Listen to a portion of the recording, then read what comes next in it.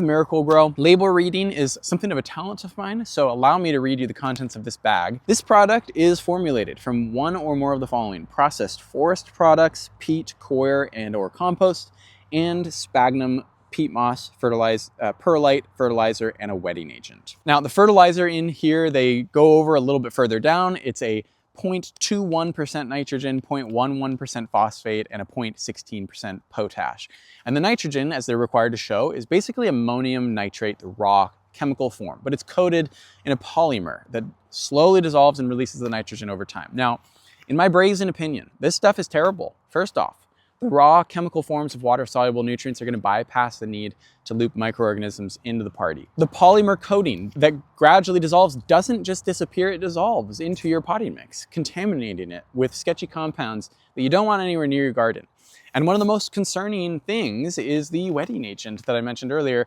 They're not legally required to tell you anything about the wetting agent on the bag of mix itself, but if you go online, you can find out more information about what their wetting agent is actually made out of. I've talked about this before. I don't want to go too into it right here. You can read the linked articles, or you can watch our previous videos breaking down the contents of this particular mix more thoroughly.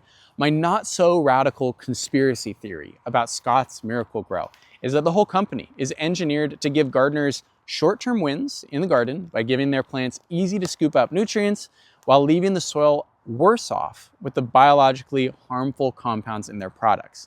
Then, when the next season rolls around, the garden isn't looking too hot, which makes the gardener ask why, to which MiracleGro answers, well, your plants just used up all of the nutrients in the soil that we sold you, but that's okay because we can help you out by selling you fertilizer that you'll need to use every single year to get your plants back to baseline. Honest businesses help you identify problems that you might already have and then sell you a solution.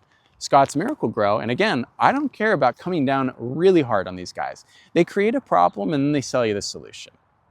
Some people say start off with MiracleGro and then get into the organic hippie stuff later on. If that's what works for you, I am not judging you or criticizing you. My opinion is that shortcuts are rarely worth it.